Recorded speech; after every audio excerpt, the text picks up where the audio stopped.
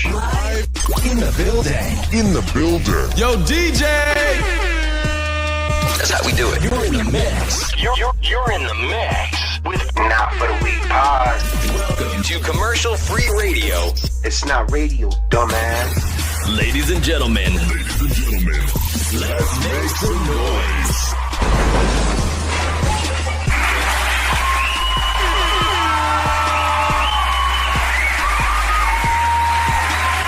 On the train. This show will begin.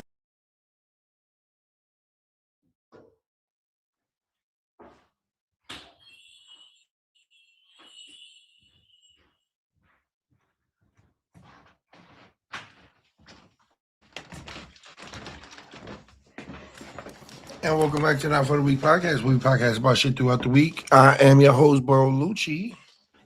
Coming straight off set. I was not sure we were going to make this. I'm not going to lie to you guys. Shouts out to Jiggy Jeff. Are we live? It says live. Okay, remove this. We cannot go live on there, but we will. Don't worry about it. Yeah. Remove that. Yeah. All right. I'm super clutch because I did not know I was gonna make this shit. I'm not gonna lie to you. So Look at places like Iceland and Canada, where temperatures can drop to a freezing. shouts out to Plug Network, man. We just fresh off the scene, handling business. Jiggy Jeff is about to join me live. Isn't that exciting? Oh my god, yeah. Just walk in. Hold on, guys.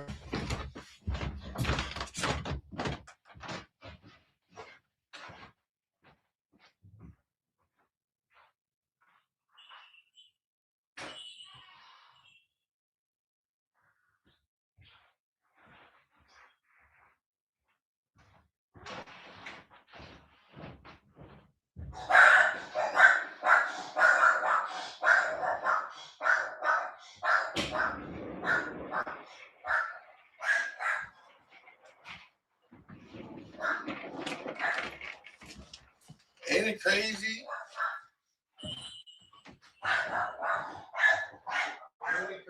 Shut up! My white dog is attacking a black man on Juneteenth weekend.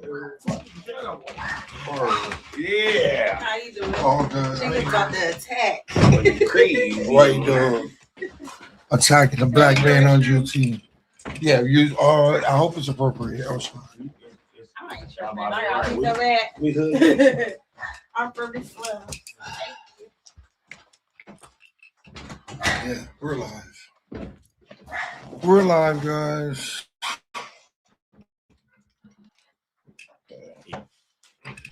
Hola, this is our first live show. Hey, haven't seen you all day. I know, I haven't seen you Haven't ever, seen you all ever fucking live. day. Shouts out to Jiggy Jeff, man. He did his fucking thing, bro. This job is really hard. And Burrow did his fucking thing, man. We had to act today. He killed the dog. Yeah, man. Always, man. Always. Love the setup, man. I'm over here in the motherfucking Biggie Bag Studios, nigga. Biggie bag room. This is a biggie bag room. Man, Biggie bag It's zone. the Biggie Bag Studio. We getting it popping. You know what I'm saying? Got my baby here, and we about to get Buff Bagwell here, bro.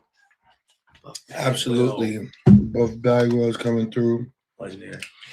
I did not know we were gonna make this, bro. Yeah. I swear. I was like, Yeah. I really hope. Hey, I'll talk to you in a minute. I'm about to do the interview with Buff Bagwell.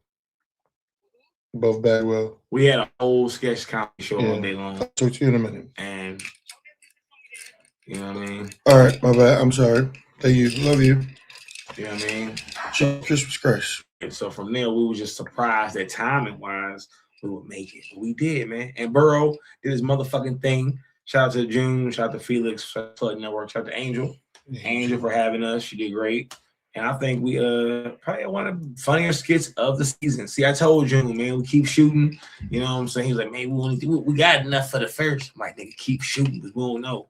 And I think today might have been one of the funnier, sketches to add to those, season. What you think? I think it's more like of a learning experience each time we do it. Absolutely.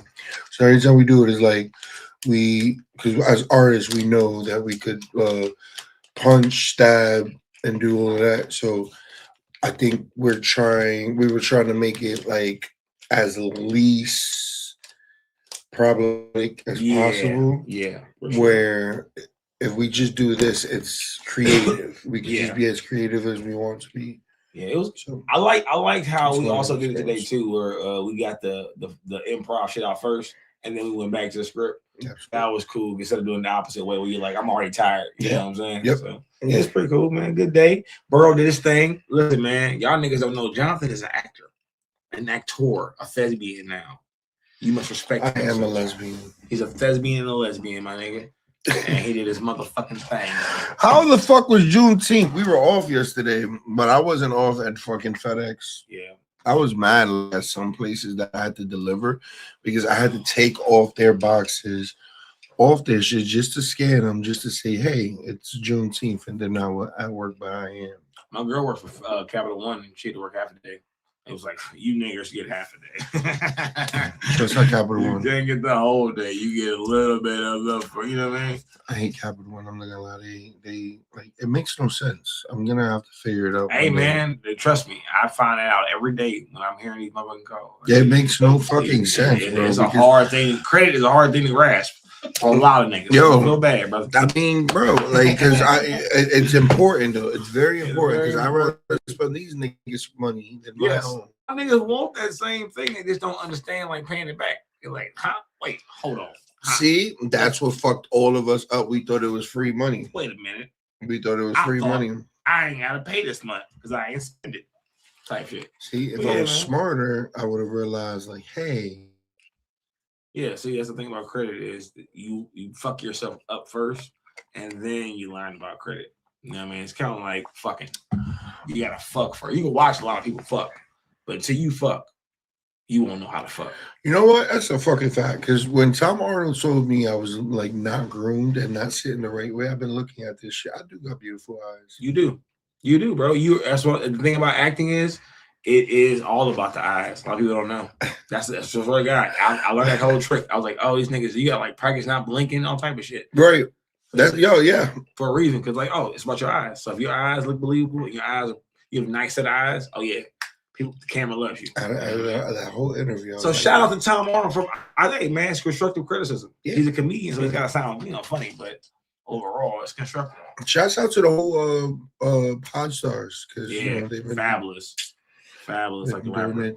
Thanks, man. We got Buff Bagwell on the way. You know what I'm saying? Everybody is tuning in and sharing us and watching us. We love y'all, man. We appreciate y'all.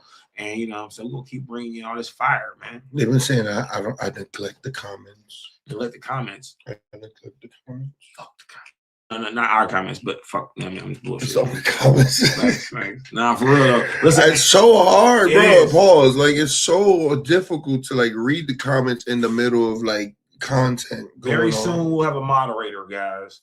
A moderator who's gonna throw your little comments up there, respond back to you. You know what I'm saying? Because a lot of times it's hard for us when we're trying to have an engaging conversation and we got 3 people talking, you know what I'm saying? Figuring out the balance of that, it'd be hard to be like, and so said, y'all niggas funny. You know, it's hard. Appreciate every comment I give us, and we need more comments.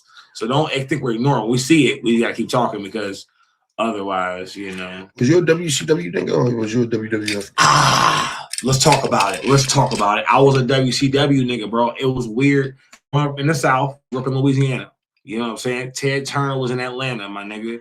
And it just specialized in like redneck wrestling. It seemed like, I don't know. So it was very familiar to me living in the rural South of Louisiana growing up as a kid.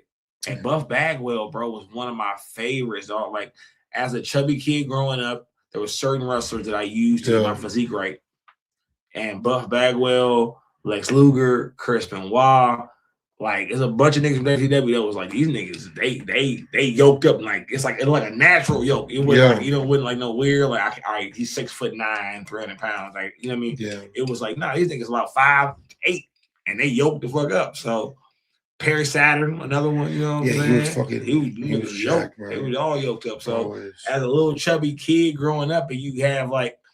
You know, most people's idols would be like, it's a rapper or something. I'm like, nigga, I was trying to be a grown man when I got older. I want to look like a grown man. I want to feel like grown. I want to feel powerful. So, Buff Bagwell, Lex Luger, guys like that. I think I used to go around and have like armbands around my arms, just so I thought I'd make my arms look bigger that way. I'm like, oh no, you got the girls. you got to lift weights to get that bro, shit. The little, such a cheap move, bro. Listen, especially if you already pump like that, it's like yo shit. Oh, you gonna look swole. Bro, a British Bulldog had me, I was like, man. yo, bro, that's such a cheap Ultimate Warrior too with the tassels. He put tassels on his shit. It was the same shit though. I'm like, yeah, but like you already look fucking great, motherfucker. Like as fuck, like nigga. Bro, what the fuck? Buff Bagwell was big as fuck. Yeah, man. And here's the legend himself. Listen, man, we got the legend, the myth, Buff Bagwell, WCW legend. Oh, he looks. Look at him. Look at that fucking face. Look at that face. Hey. Amazing. Yeah, there you go. How you doing, man? Oh man. Oh, yes, there you go. It ain't real. There you go. Come on now. There you go. Shit just got real, brother. Let's go. I was just telling Burrow, man, you were one of the guys when I was a chubby kid growing up watching that helped me get my physique together. I started wrestling. I started lifting weights. It was guys like you, Lex Luger, Chris Benoit, guys, that had me on it. So it's a pleasure to be here with you, bro. Thank you, brother. Benoit was one of my very first matches that really proved myself to the company. I had no idea what I was doing, but I could do everything. Right. But Chris knew all the words and the terminology of what we were doing, but I just knew how to do it. And then when I got back from that match, Dusty Rhodes said, "You didn't tell me you knew how to wrestle." I said, "Well, hell, I thought you knew I could wrestle a little bit." But they put me and Too Cold Scorpio together from the match I had with Chris Benoit, and I was off and running after that. But Chris Benoit was one of the best. Yes, sir, bro. One of my favorites, man. Yeah. And you were one of my favorites. I'm not just saying because you were here. I was so thrilled to be like, yo, we got Buff Bagwell on the podcast today, bro. Cool. I'm not gonna lie, Buff. I was a WWE guy always, ever like all the time. But everybody was, bro. Everybody was like, but you were one of the guys that stood out, in that side where it was just like, I hope he comes over one time, like, and just that would piss me off. Yeah. That pissed me off. Yeah, that pissed me off. I thought you were what nobody knows. I mean, y'all may have heard me say it before, unless you've heard me say it. Nobody knows. Yeah. Well, first, before I tell the story, do y'all want to roll? Let me tell it, or yeah, go ahead, do your thing. Yes, sir. Do your absolute yeah. So tell it now. Yes, sir. So I'm in the back, and they tell us we're wrestling, and we're in Tacoma, Washington. So instantly, we're trying. Keep in mind, guys, this is a quarter of a century ago. Let's say it that way. 25 years ago, but brother, to me, it was yesterday. Yes, sir. Me and Booker T are wrestling in the very first match. But what nobody knows, or most people don't know, is the next week was Atlanta, Georgia. So why are you putting the first match of the invasion? Why are you putting that 4,000 miles away from Atlanta, Georgia, when we're going to be there next week? Right. So, I mean, hey, we're not saying it like this. We're doing it like this before this was a thing. This wasn't even a thing yet, brother. But we're backstage and we're whispering like this, and we're saying, why in the hell are we doing this? I don't know. Do you know? I don't have no idea. Then I don't know exactly what they said to Booker. I've heard somebody tell me about it, but I'm in the back knowing this is not good, knowing this is wrong, but you can't complain about it. And then out of nowhere, Shane McMahon appears. And I was 31 years old, but I'm a 10-year veteran at this stage. So as soon as I saw Shane, I knew it wasn't good. So I tried to see if there was any eyeballs that could see Shane talking to me. Right. And there was nothing. Nobody was around. And he said, "Don't look in the camera." And I said, "Shane, that's all I do." Right. I look in the camera, I talk in the camera, I pose, and then I wrestle a pretty good match. That's what Buff Bagwell does. He said, "If you look in the camera, you're fired." So I dare you to go back and look at the last 3 matches Buff Bagwell had in his life at WCW, and then watch me and Booker's match. I don't look in the camera one time. I'm completely off my game. I'm like, the camera's right here, and I'm trying not to look in it. Like, oh my God. Yeah. Or you're fired. I didn't look in the camera one time that match. Not one time. And it just threw me off, man. And what makes me mad about this whole thing is they call that a bad match. Look, man, it's not a good match, but if there's no blunders, how can it be a bad match? If there's no trips or mistakes, or duck when you're not supposed to duck, or there was not one blunder, how can you call it a bad match if it wasn't a blunder? So it just, to me, it just blows my. It makes me mad that they did that. And another thing that nobody knows is when we get in the back, me and Booker are kind of arguing over what happened. The match not going so smoothly for us. Me and Booker had the best chemistry ever with each other. And for some reason that night, we just, for whatever reason, him telling me not to look in the camera, 20-foot ring, the week before, all of it put together, whatever you want to call it, we didn't have a good match, me and Booker didn't at all. But what you don't know 100% for sure is when me and Booker started arguing, Johnny Ace goes, "Y'all stop. It's our fault." And me and Booker go, "Whoa, what do you mean it's your fault?" Pat Patterson does all of the main event finishes for the WWF at the time. Pat Patterson thought Johnny was going to talk to us about the match, and Johnny thought Pat was going to talk to us about the match. Instead, nobody told us what to do. So me and Booker did what we thought was right, and we got in trouble. We didn't have a good match from it. And so Johnny was like, "It's our fault." And we're like, "Wait a minute, how's it your fault?"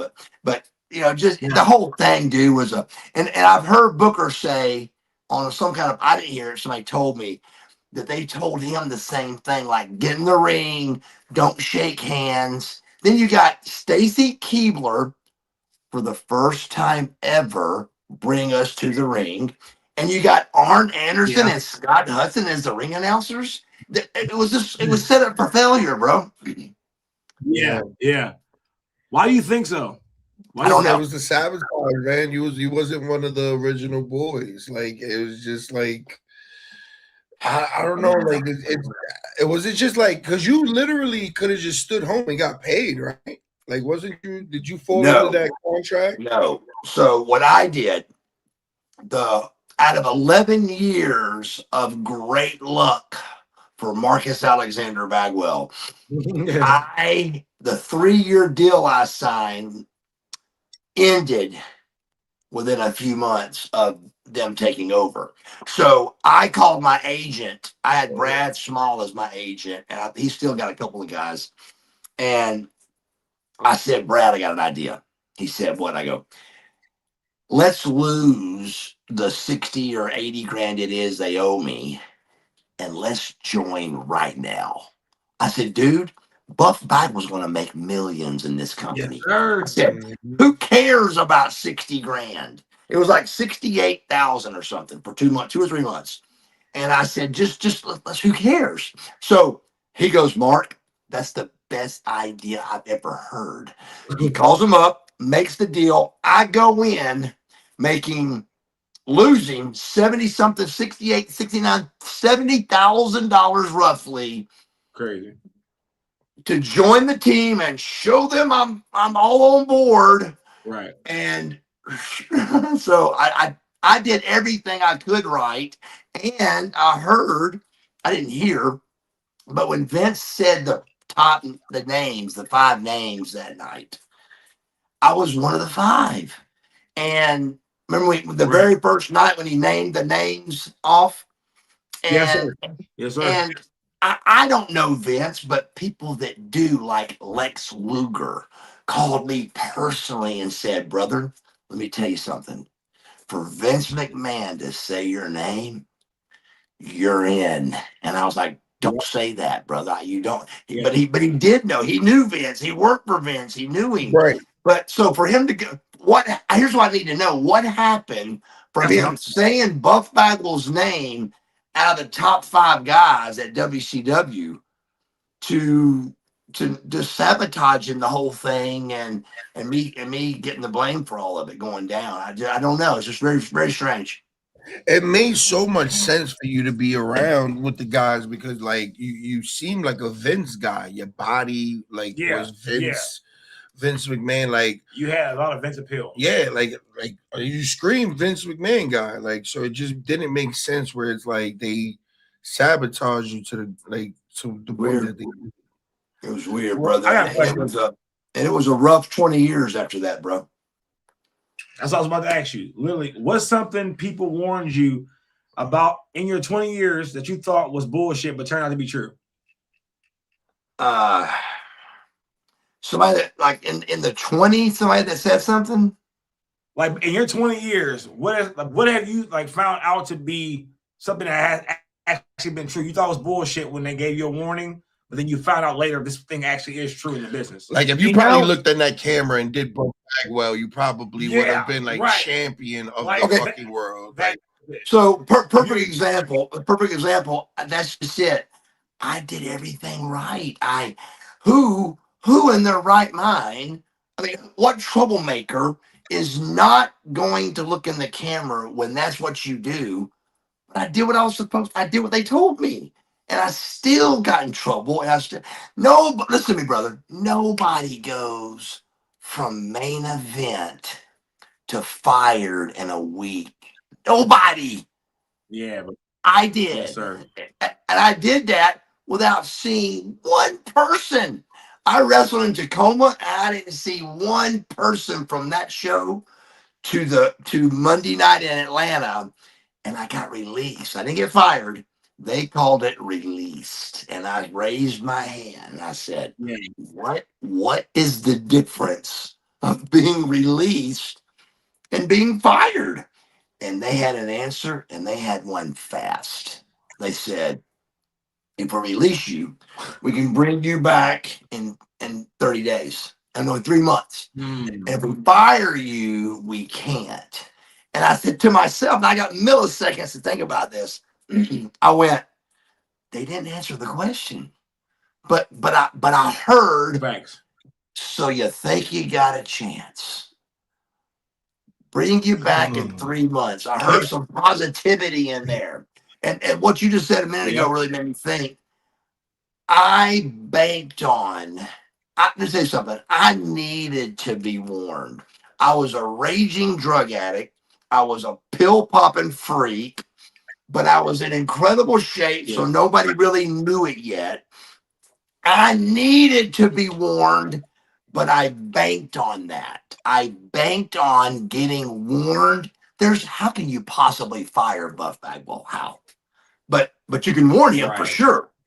And the catch is, I didn't get warned. It was gone before I could fix it. No rehab, no, whatever the reason was, fix whatever we're mad about, or you're gone. There was no warning. It was just get out, and I couldn't fix it. A lot of the guys that came from WCW, it seemed like the WWE guys at that time were helping, like, to push you guys down.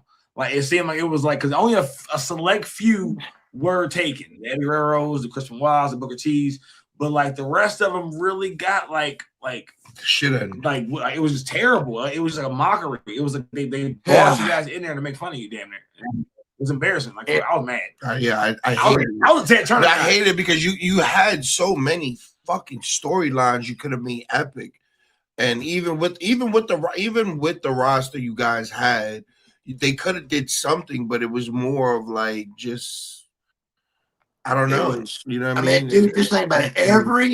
Every single Mania would have been the best WCW versus the best WWF. Yeah, it would have been incredible. It would have been incredible, bro. And it would have been more talent, more storylines. Everything would have been better. And it just Vince just didn't want it. And I get it. I mean, I don't get it. But I mean, from what I've heard Vince does, I get, but I don't know Vince at all. I never got to know him or anything. So it was just such a brief thing. I just know that you just don't put on a match and call an angle an invasion, and then put the match on a weekend before Atlanta and Tacoma, and you don't have you don't have a girl that don't bring people out to the ring. I mean, and I even heard Booker one time, and it made me mad. He was like, he blamed me for getting booed, but brother, you can play the tape back. We got booed coming to the ring. It was a WWF show we were at. We were WCW at a WWF show, and Booker blamed me for getting booed. He's like, I've never been booed before. Booker, I hate to tell you, we both got booed that night, buddy. It was a WCW I remember after the boo and they got rid of you, the next thing was him and Triple H went to a storyline. So I'm not saying Triple H might have something to do with this, but I'm just saying you look like a Triple H type of guy. You look like the guys that would have competed with that spot if they gave you a shot. Because if Eddie Guerrero and Benoit made it to get to like the world heavyweight titles, Buff Bagwell could have definitely did it in my book. In my book, at least, how this director was. But I was younger. I was younger than both. Yeah. So I don't. There's no understanding that. It's really it really is it's baffling, man. It really a couple guys.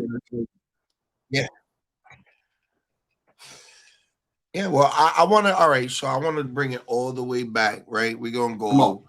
You know what I mean? Because Marcus Bagwell, sir, Mr. Marcus. All right, like everybody on this day. Today is Father's Day. All right, happy Father's Day if you're a father, man. Yeah, you know what I mean. But I know you're a mama's guy, man. Oh you're yeah, so much of a mama's guy. You shot your dad, man. That is good point. That's you impressive. Shot your dad, man. We have to talk about it. You know, it's Father's Day, man. Marvin Gaye would be proud. Marvin Gaye would be so proud. And yeah, man, just let us know exactly what happened right there, man. I heard on it. I heard the story on Dark Side of the Ring, but just touch on it right now. It's a great story, dude. It's a classic. And the thing with me is death don't bother me as far as even a parent dying. If it wasn't tragic and it wasn't unexpected, then if you believe in God, then it was just their time. So I don't think there should be tears at a funeral. There should be if the person's 80 years old and they die, there should be a celebration. They call it celebration of life, but nobody celebrates. I really mean there should be a celebration because they survived 80 years. Hey, brother. But everybody's crying, and I've never cried over my father passing away. I never cried over my mother passing away. If you believe in Christ, then they are where they are supposed to be. But along the journey, amen. Yes, amen. I cried a lot over loving my mom and daddy when they were alive over things, and things would happen and stuff. I cried over shooting my daddy, but I didn't cry over his death. But we were as close as ever when he died. But so yeah, so it was 19. So my whole life, brother, from my first memory was 1975, and we were moving into our big house that I grew up in, and we were very rich. We were very wealthy. We owned a lumber business supply called Southeastern Building Supply, and it was $1 million a month industry that my brothers had been working at for 5 or 6 years, because they're 5 or 6 years older, that I was going to work at when I graduated, that my parents had for 17 years. For 17 years, Santa Claus came to visit 3225 Road. And he brought something that cranked.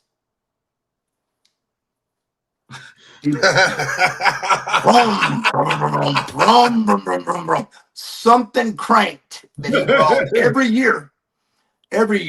I mean, we would step over $1,000 toys to look out the curtain to see what was outside, because there was always something outside at the big house. That kind of a life for 17 years, brother.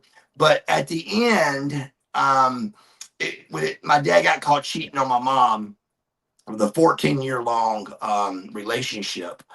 And it was a woman that had worked for my mom for years. It was really heavy duty. But my dad banked on that my mom wouldn't get mad enough to mess up the boys. She would try to drill daddy probably if she got mad, but she wouldn't mess up the boys. That's what my dad banked on, and he was wrong. Mama took the whole thing down, brother.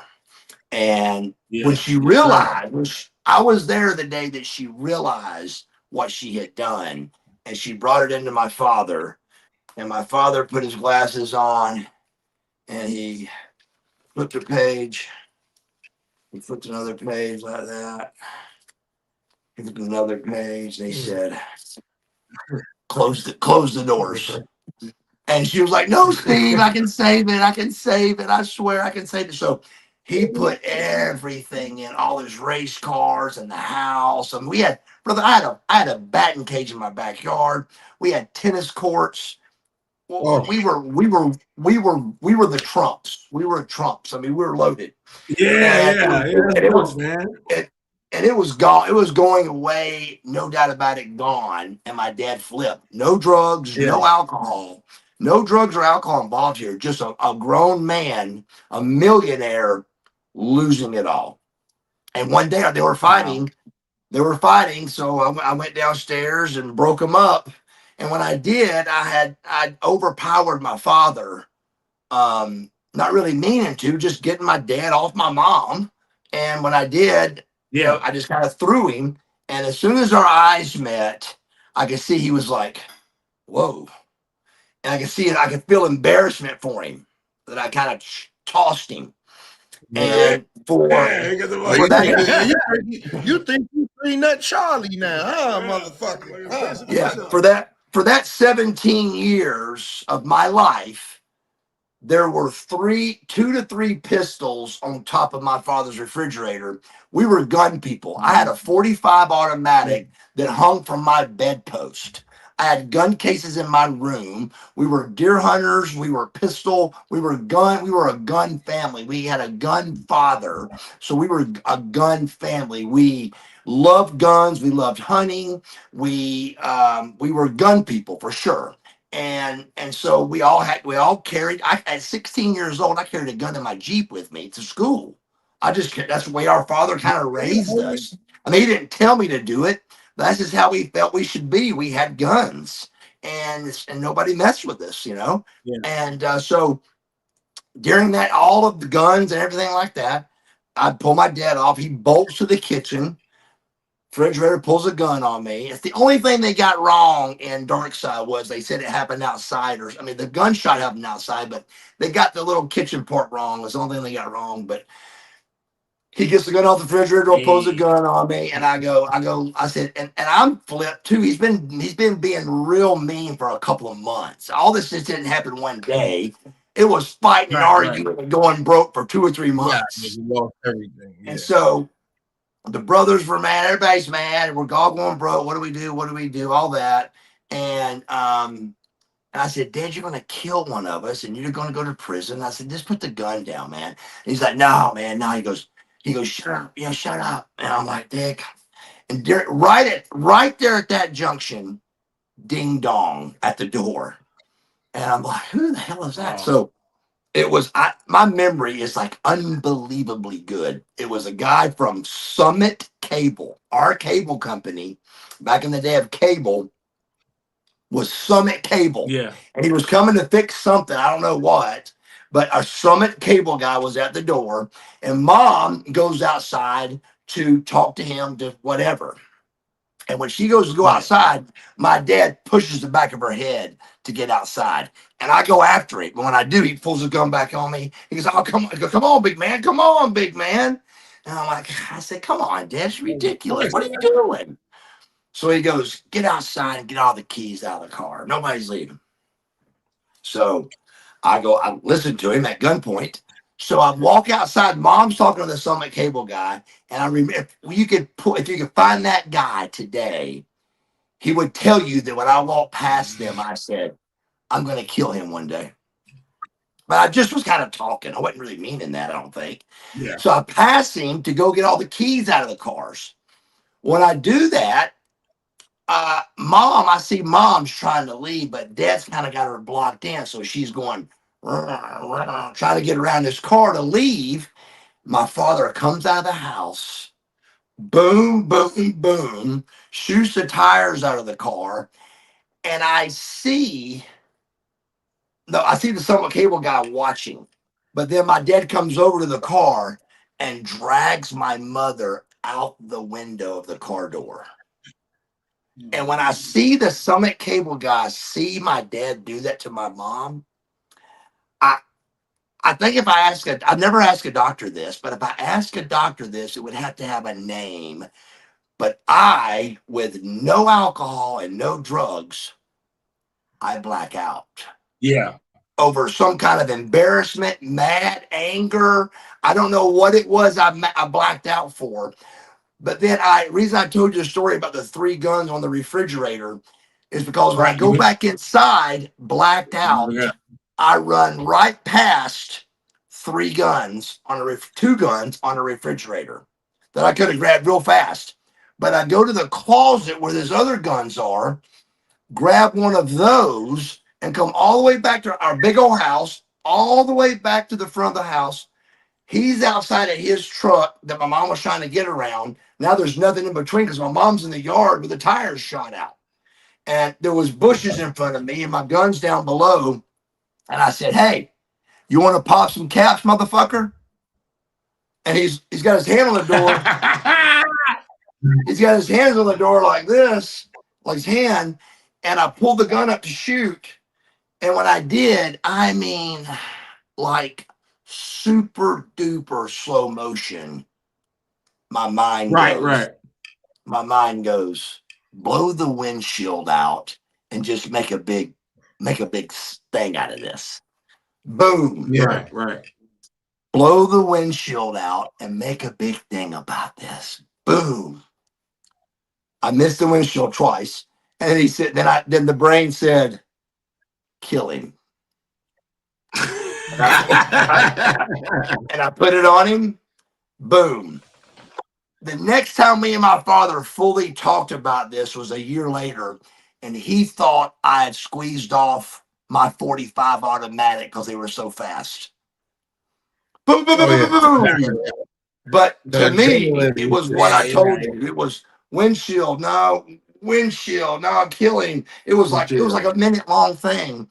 But one of them hits him. One of them hits his arm. I don't know where it hits him, but he goes behind the truck. And as soon as he darts behind the truck, he darts behind like there's going to be a gunfight. So I close the door. I lock it. I lock the door. My best friend is in the tub upstairs, And now I'm Tony Montana. I'm going, you want to fuck? Come on. You come on, brother. You want to fight? You want a gunfight? Come on. Let's go. Come on. I'm grabbing clips. I got clips, guns. I'm ready. I'm talking. And I go check on my friend, and Mike Dion is his name. He's in the bathtub rocking. And I go, what's wrong with you? So but think what he's seen. Think everything he's seen so far. He has seen all this. Facts. I get it.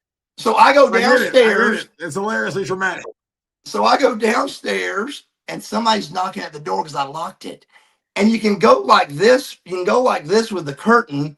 But for some reason, I was nervous, and I was like, I unlocked the door, and it was Mom. And she goes, I can't believe you shot your father. I was like, what? How about thank you? I saved your life. Right, exactly. That's yeah. Why? I can't believe you shot your father. Yeah, I mean, listen, you have to do what you have to do. She comes in. So she comes in. I lock the door again, and I go to the phone. I call my brother John, Bagwell Drywall. I said, you gotta come home. He goes, why? I go, I just shot Dad. You just did what? So I said, get over here. I just shot Dad. So hang the phone up. Now, Nothing. I want to go face him and tell him how I feel. So 45 automatic in hand, one in the chamber, and it cocked. I got it cocked with 7 bullets to come right here, brother. And I go out to him. And my old man was the coolest dude in the world, brother. And I walk out and look at him, and he's just like this. And I go, I said, you, with the 45 in my hand, I said, you have tortured us for 3 months unnecessarily, brother. And he said, if you don't mind, I'm bleeding right now. And I said, I hope you bleed to death. And he said, I hate you feel that way.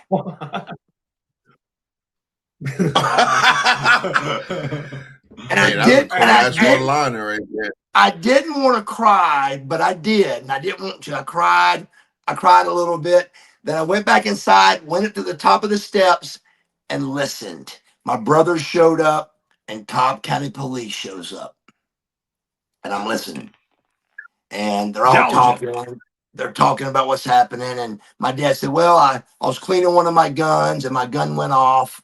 So I thought he would say something like that, so he did. And then my brother cusses, like just says a cuss word, and the cop goes, "Hey, what's your language?"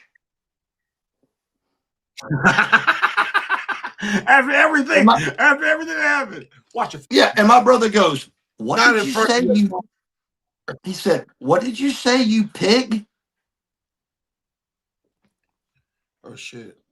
He said, "What did you say, you pig?" He said, "Keep in mind, brother, keep in mind, they legally can't be at your property. We didn't call them." Yeah. We didn't call them to come over. So my dad said, as a matter of fact, get out of our house. Get out now. Get off our property. What the fuck? We all shoot you. Dysfunctional. I love it. Absolutely. Dysfunctional at the top of the level. So they leave, the cops leave, and everything settles down, and I go moving with my brother, and they all thought I was crazy. They were like, we would be eating dinner, and they were like this. Like looking at me. And I'm like, look, man, I go, he was beating up Mother, bro. I said, I wasn't going to watch him beat. I said, then he pulled a gun on me. I said, I ain't going to let nobody pull a gun on me, brother. What are you talking about? So they're looking at you side-eye now. So then my mom wants me to call my dad to apologize. So she asked me to call, and I said, no, I ain't calling him. I'm not sorry, Mother. I'm not sorry. I'm not going to call and apologize. Day 2, day 3, day 4. Mom, please call your daddy. Call your daddy. Day 5, day 6. She wouldn't leave me alone. So I called him up. Hey, Dad, what's going on? What the hell you think's going on? He said, I'm in the hospital with a bullet in my arm. And I said, look, Dad, click. He hangs his phone up on me. So then I called Mom. I called Mom and I said, look, I tried to talk to him. He wouldn't talk. Don't ask me again. I'm not sorry. I'm not sorry. I'm glad what I did. I did the right thing. I would do it again. Don't ask me to call my father again. I'm good. So about 5 days later, my old man called me and said, I want you to know that you did everything that I taught you to do. That's how I raised you. I'm completely in the wrong. And I had a really, really, really tricked out cool Jeep that I wanted back. And he's like, you can come get your Jeep if you want. And so I came straight back home and got my Jeep. I kind of like your dad. Yeah, bro. I really like your dad a little bit. I know why your dad's kind of cool. Yeah, he's invited to the barbecue, man. He's kind of cool, bro. Like the cops, the whole thing. You know what I mean? That's a real one right there, man. He's not so bad. Hey, Buff, let me ask you something. All these years, do you understand like him losing everything could have like put him in that position where he? Do you forgive him a little bit, even though I know in multiple interviews you say you don't ever regret it, but knowing what he lost as a man and what that would do to you, do you kind of feel for it years later? I mean, man, I was there too, feeling everything, and I can kind of relate, but I had something I've never even mentioned. I don't think in any other interviews because I think probably it's too hard to believe, and it makes it too much of a story. But I did see my father shoot a bullet in the floor at my brother about a month before that. During the 3 months of hell. During the 3 months of hell, my idol was my oldest brother, and I did cry over this. He shot a. Me and my brother went to work out early one morning when everything was going down. Steve and John had nowhere to make money, so my dad would pay them to work around the house. It was like my dad wouldn't let it go. He knew we were going broke, but he stayed right there until we were flat broke. And but I'm in high school, brother. I don't, but we're on summer break, so we're me and my brother are in the gym working out, and we went to the gym, worked out early, and we got back a little late to work on the house, and that caused my father to shoot at my brother at his foot. And said, don't blow up on me, boy. Boom. And when he shot that gun on the floor, I was like, I just couldn't believe that he shot at my brother. He didn't try to hit him, but still, it was really, it was very emotional about that. And I think that was also on me and in my mind when I saw him beating my mom up, and he wasn't beating her up, but they were wrestling each other. And and so when I pulled him off, just all of it, but no matter what, pulling a gun on because keep in mind, once I pulled him off, come fight me.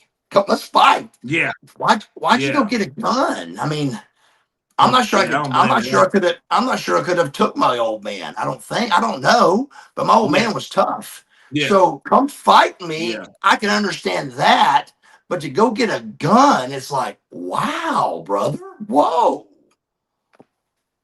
Yeah. All right. Well, that helps me out. This next question: did losing everything teach you more than becoming famous ever did?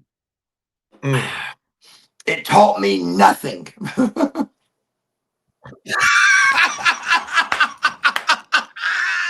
The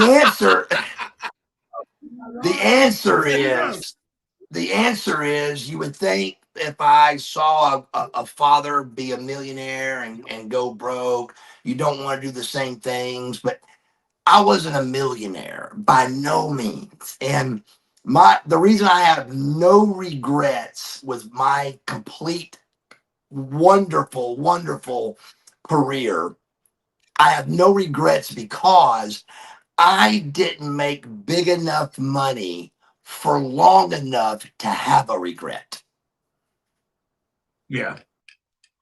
I just didn't. I mean, I had a $1.1 million 3-year deal. That's a lot of money. But you're not a millionaire by no means, brother. So I was gonna buy my favorite car. I was gonna build the house that I was gonna live in forever. And then I was going to buckle down. And right when I got that car and I built that house, WWF came in. Damn. So when your life was at its lowest, who showed up for you that people would never expect, other than God, of course, your faith, but like a person wise? I didn't have a relationship with God then. So, I mean, I knew God. I was God fearing, but I didn't have a relationship like I have with Jesus Christ now, by no means. So I wouldn't count that one where I'm at now. But somebody, no, really, hardly nobody did, brother, because the answer is nobody. But I didn't expect anybody to. Yeah. I didn't really expect nobody to come save or help. There was nobody that was due to save or help. So it just the worst thing that could happen, the most unbelievable thing ever, WWF buying WCW was never going to happen. It happens, and somehow one of the top wrestlers in the world doesn't get a warning. Nope, no slap. Yeah. No. Yeah. Just gone. I couldn't figure it out. I couldn't believe it. Now here's the thing I have noticed. The thing I have thought about that'll make you guys understand this. A sober Marcus Alexander Bagwell would have got his job back. Yeah, got you. I believe that makes sense now. I believe that my mind was so upset and I dove so into my addiction that I really thought that it wasn't a cocky thing. I just thought if I would go try to get my job, I thought if I went and try to get my job, it would be worse. So I just sat back and I would make a call once a month. I would just call Johnny Ace or call Jim Ross. Jim Ross. I'd call one or the other once every month. But looking at it now through sobriety eyes, I would have got on a plane and I would have flown to their office and slept there till they got my job back. Exactly. Yeah. Man, you were really good. So I could see it happening. Yeah. I could see you because a few guys that I wish they would have kept was like Saturn, you, even like Conan when they just made like the WCW guys seem like a mockery. Yeah. And you have Goldberg who got fucking gifted. You got Scott Steiner, Rick Steiner, Booker Dallas, T, and Eddie Guerrero. Chris, the only ones really. Well, with all of that, you doing all of this travel, because I done seen you a couple times, man. You done signed a couple belts of mine, a couple action figures. I done seen you in a couple meet and greets. With the traveling, everything of your past, you was part of the NWO. You was on, you was off. I like to start this with this question, but I just want to know today, how is your mental health? Oh, dude, I'm the best way to say it is I've had the best 4 years of my life, and I lost a leg. Yeah. Think about that. So I got a leg amputated, and I've had the best 4 years of my life, and it's because of God, Stacy, and me, in that order. Amen, brother. Amen, brother. God, Stacy, and me. Awesome. But it's very important to know in that order. God is first. Stacy is second. Always. And I am third. And that's hard. That's a lot of people don't get that mixed up a little bit. Like, oh, my girl's number one. No, she ain't. No, she ain't. She's number two. Not. Yes, She's number two, brother. Yes, sir. And so by really understanding that God is one thing, really understanding it, I have put together 4 years of the best 4 years I've ever had. That's awesome, bro. I kind of already know the answer to this question I'm about to ask last, but I want to know what are you proudest of today? You know, that has nothing to do with wrestling. That's a good one. There's actually a couple, but Bro, I swear to God. My relationship with Jesus Christ is the most happiest thing I am right there. And then, my relationship with Stacy and the grandbabies, I think it's still the same 1, 2, 3, it really is. Yeah, I love that. Oh my God, man. That was, bro, listen, you were a role model for me as a kid. I just want you to know this was like I said, I had guys that I looked at to help me overcome, the insecurity of myself. You know what I'm saying? So to see guys like you and talk to you and then know that I'm on the same faith journey as you as well. I love that. It's a beautiful thing. You know what I mean?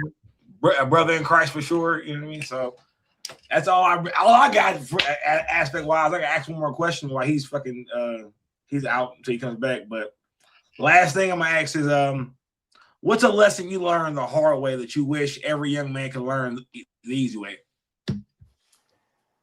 By not getting warned, let me start over here.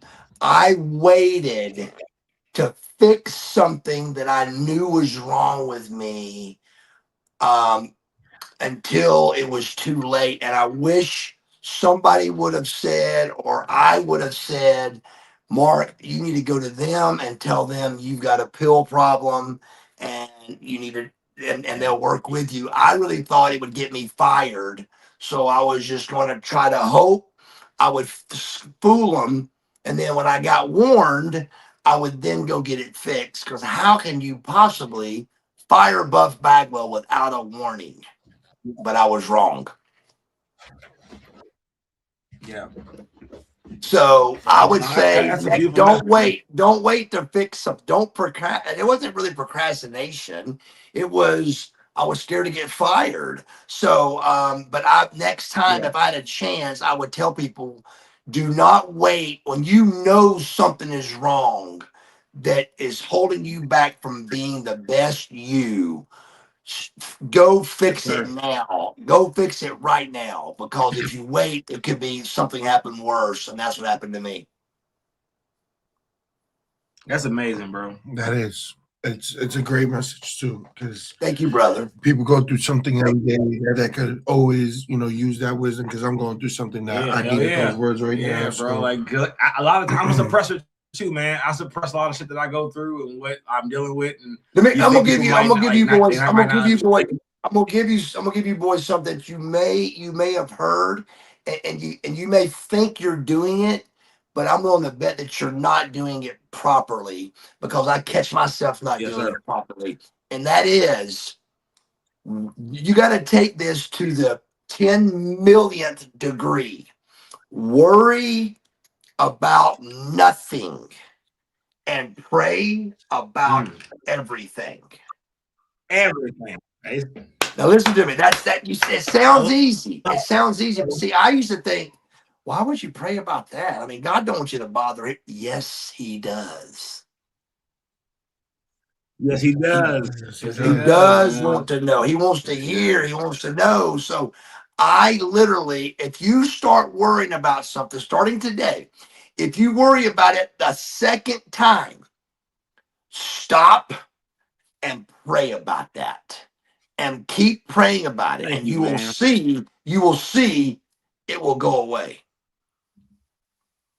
Amen, brother. Amen. That word is powerful, y'all, because a lot of times, like you said, it sounds easy, it sounds simple to do, and it's something that, like you say, we worry so much about the most frivolous shit, and then God handles everything, man. So I need that word, bro. I appreciate that. Yes. You and Vince Russo really spoke to me when y'all guys came on. I love that. Y'all spoke the word, and I know you guys are real. I love that. So, amen, man. I appreciate it, really, and I'm gonna take those, and I'm gonna take it, and I'm gonna run with it, and I'm really thank you, boys. With it, not for real. I need it. I love it. Buff, I appreciate you all the time, man. Thank you for the childhood memories. Buff Bagwell, bro. I know, man. Hey, let me give you just so we're not saying bye. I mean, like, I want to give you something else to hold on to. No matter what, this is for anybody listening as well. Anybody that really wants Marcus Alexander Buff Bagwell, I personally answer all of my emails personally. MarcusBuffBagwell@gmail.com.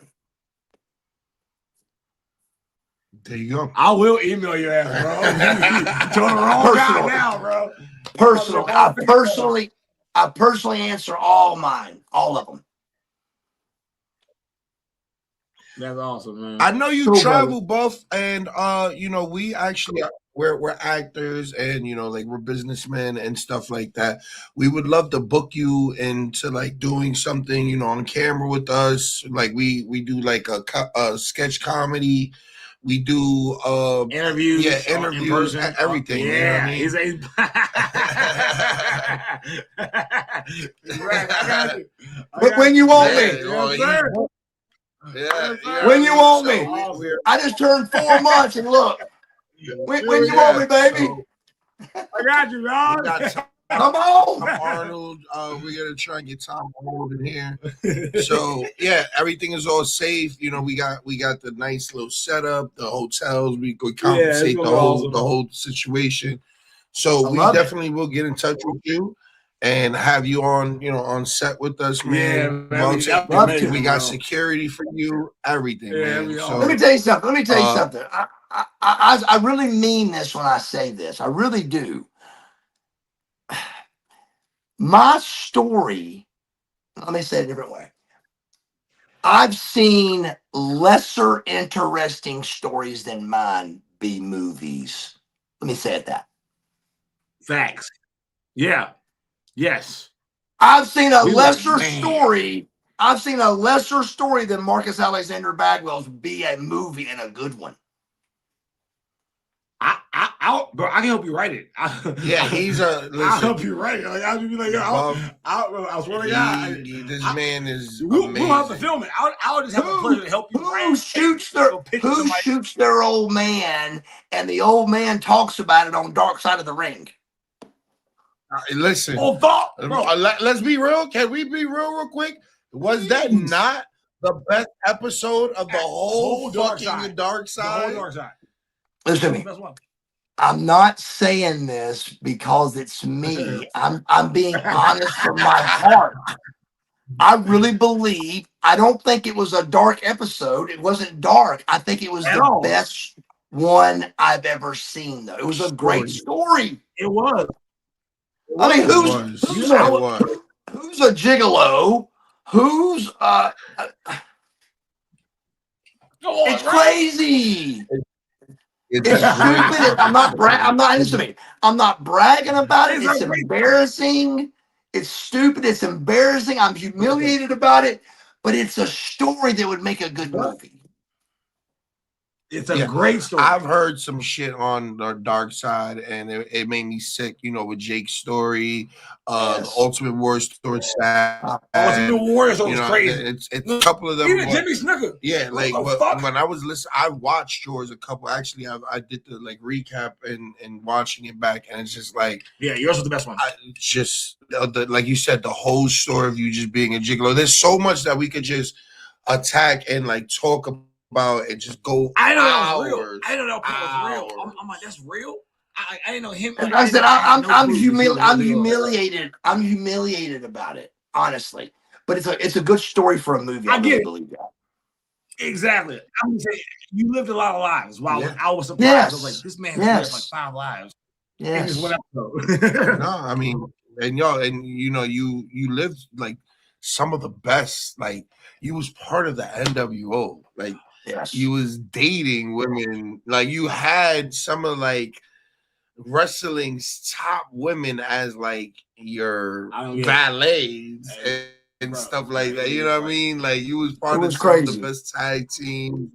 Vince McMahon was hating, bro. Yeah, your life. Listen, you're a very rich man. We like to give the flowers. Yeah, you're a very rich man. Very rich man, bro. You know what I mean? There's stories about people what they don't have. We could have talked about not having your leg or anything like that or anything like. Nope. I want to talk about. We talk about how much closer. You lost the leg, but you got a relationship with God, and you gained that, and bro.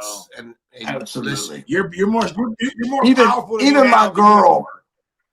Thank you so much. That was really cool, Cedric. I like that. Even my girl, Stacy, she's pretty rough. She don't she don't help me. If I drop when I first lost my leg, if I dropped my cane or something, she wouldn't get it for me. She's like, you get it, and it made me stronger. I'm glad she did that. But even she the other day she looked at me the other day and she goes, you could have milked this thing a lot longer. Yeah. Yeah. I was like, I really could have. Yeah. You really. But I didn't want to. You know what? Between listen, I seen guys that like Jake, where y'all guys, it takes a toll on your body. I see Mick of how he dedicated his body to this. Diamond Dallas Page with the whole DDP logo. You guys. The fact that you just look good, man. All those years on your body and traveling, man. Like I said, I see you at these meet and greets. It's God, bro. Yeah, it's God. You sit with these guys that smell like fucking shit, and and you gotta sit hours, and you always been nice to me, always. No matter how many hours you're sitting there. It's always, of course, brother, and you always hit me with the amen, and awesome, always, man. So I'm thankful, brother. Man. I'm thankful I came across you in person, and was able to have an interview with my brother with you. Facts, and just have that connection with you, man. I love that. It means a lot to me, guys. I really appreciate your time, and thank y'all. Stay in touch with me. Yeah. Yeah, for sure. We will. Is there a way that we could get a little shout out for Not for the Week? Whatever you're doing, whatever you're. Wait, hold on a minute. Whatever you're doing, your microphone is breaking up on me a little bit.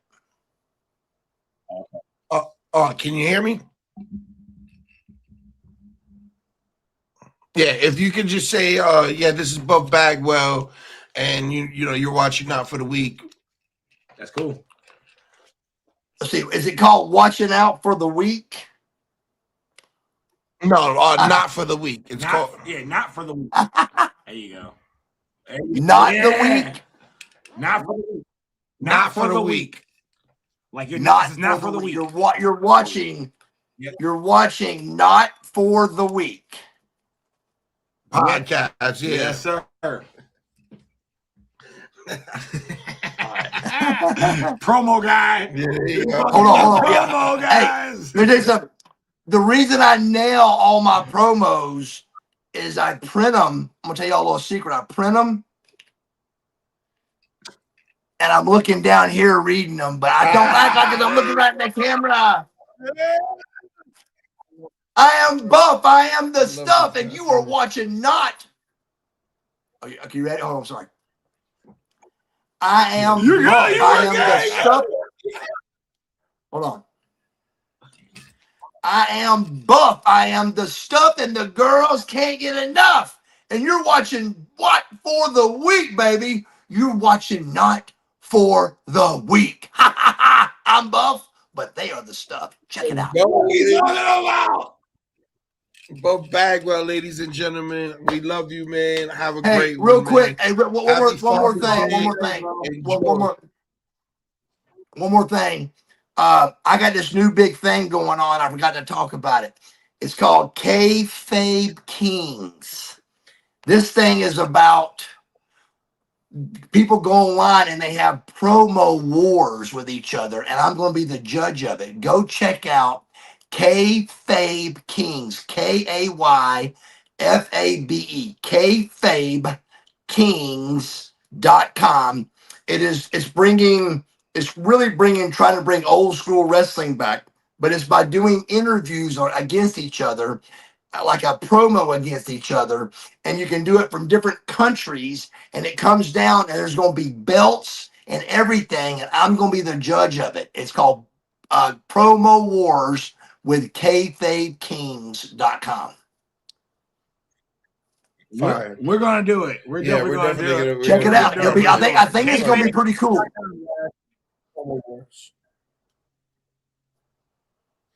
Yeah, we gotta cut it up, clip this. We gotta cut that up and clip out. We gotta tag you in it, man. We gonna get it out there. Promo Wars, Kayfabe Kings, not for the week. Buff Bagwell, love it, man. All day, man. I appreciate you, Buff. Stay safe. Happy Father's Day, man. Appreciate you. Bless you, man. Thank you, guys. Y'all be cool. All right, man. guys. We out of here, man. Peace, Bye-bye. guys. Peace.